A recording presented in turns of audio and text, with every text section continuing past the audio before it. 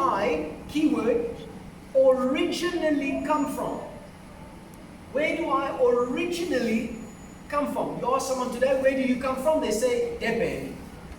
Or they say, Jozi. Or they say, Pretoria. Or they say, here. No, no, no. You are passing through Pretoria. Before you were in Pretoria, before you were born, you were somewhere. Where were you? You were with our Father in heaven. That is where you were.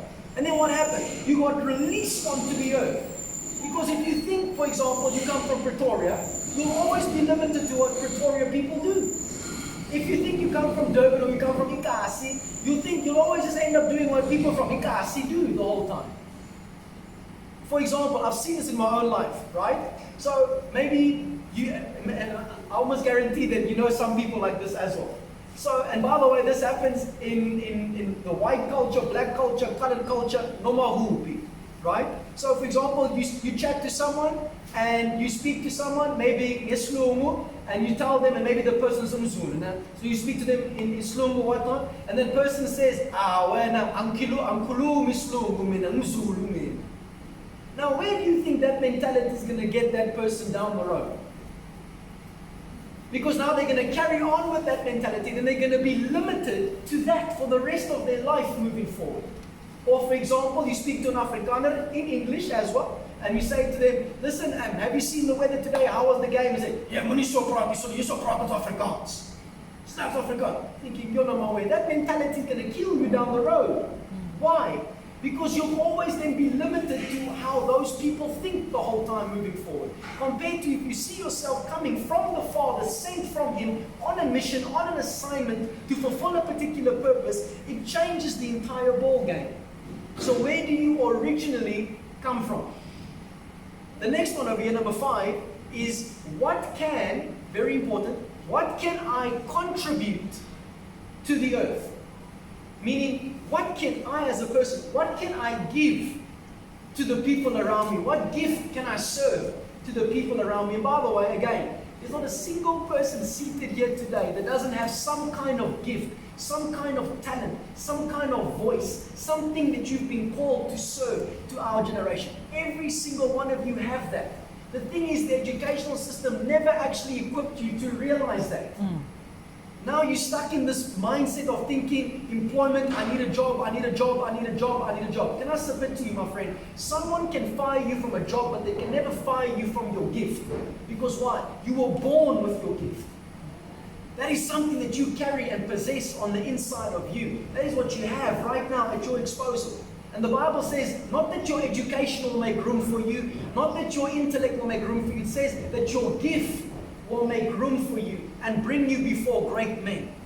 Your gift will make room for you. And all of you possess whatever that thing is on the inside.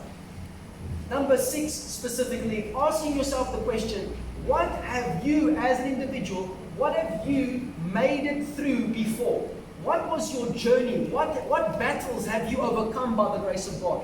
What have you survived in your life? Because the mere fact that you were able to come through A, B, C, D, and E, and God was able to deliver you out of A, B, C, D, and E, is proof, my friend, that yet God has given you something to make it through.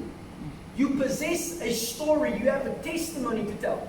Do you guys realize that there's some people out there today, they get paid big money to tell their story to the world? Do you realize that? There's a guy that I know, I don't know him personally, but I know him from the internet. This guy, for him to just speak for 1 hour, just to talk for one hour, like I'm doing here, just to talk for 1 hour. He's from America, so if we wanted to come and speak in South Africa, just to speak for like we're doing now, to talk, he charges $100,000 US just to speak for an hour. Do you know how much that is in rands? That's 1.7 million rand to talk for an hour. I used to get kicked out of class for talking too much. Some people get paid to speak, my friend. You know what fascinates me? To think that there's some folks out there that are getting paid to smile. Have you seen these Colgate adverts and Aquafresh and Sensodyne adverts? Who do you think those models are? Do you think they're there for Mahalanje? Big big money, my friend. I remember years ago, we were part of a particular talent agency and whatnot. For this particular talent agency, for 15 seconds, for your face to show for 15 seconds on TV, in like these adverts of Aquafresh or Amstel or what, 15 to 10,000 to 15,000 rand for 15 seconds. Come on, bro, there's some young kids that are playing video games on YouTube that are getting paid thousands and thousands and thousands of dollars to play video games on the internet. My friend, the opportunities, la paparazzi, they are, on the outside, my friend, are endless. Endless opportunities. Sometimes it is not poverty that is the problem, it is the lack of creativity that is the problem. And some of you inside this room, you've been oppressed to the extent that you are no longer creative. At school, maybe you were creative, but that has slowly started to be suppressed on the inside. And I challenge you again to say, God, help me to be creative the way you have called me to be creative, Lord. That you can no longer see the problem as a problem, but you see it as an opportunity moving forward. For example, how many times you hear people complain about the Nyaupe problem? Hey,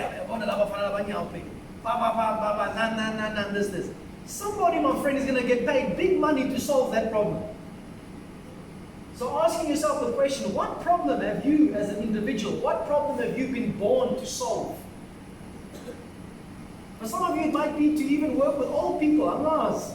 For example, you see the guys by the robots that are busy begging for money, what. The people complain about these guys. Someone's going to get paid big money, my friend, to solve that problem.